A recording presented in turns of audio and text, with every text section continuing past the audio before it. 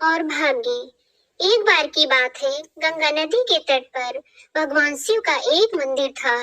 उसमें एक पंडित और एक चोर रोज आते थे।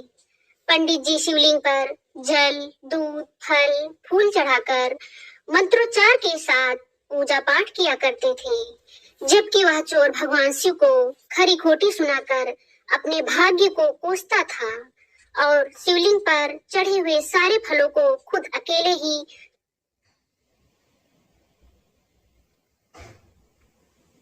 चुरा कर खा लेता था।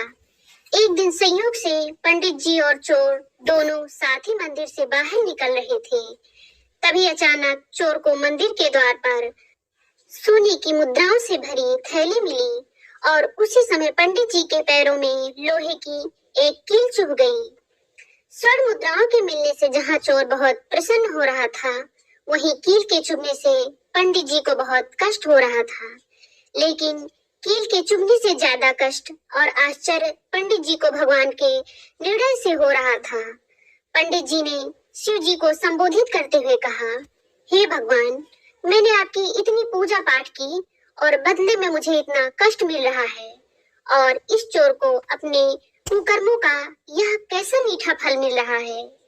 तभी अचानक भगवान शिव प्रकट हो गए और बोले, पंडित जी, आज ही के दिन पूर्व जन्म के कर्म से आपको फांसी होने वाली थी, किंतु आपके द्वारा की गई पूजा आराधना और दान ध्यान और सत्कर्मों के द्वारा वह फांसी की सजा घटकर महज एक कील चुभने तक ही सीमित हो गई। जबकि इस चोर का आज राज तिलक होना था, लेकिन अपने कुकर्मों के कारण वह पुरस्कार घटकर कुछ स्वर्ण मुद्राओं तक ही सीमित हो गया।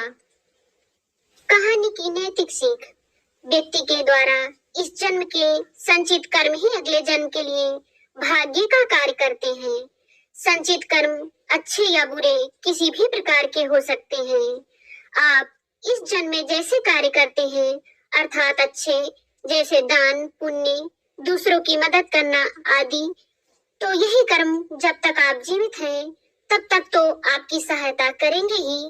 और जो बचे हुए कर्म हैं, यदि आप मृत्यु को प्राप्त होकर अगले जन्म को प्राप्त करते हैं, तो जो कर्मों का फल आपको इस जन्म में नहीं मिल पाया है, वह कर्मों का फल या संचित कर्म आपके अगले जन्म में के लिए भाग्य का कार्य करते हैं।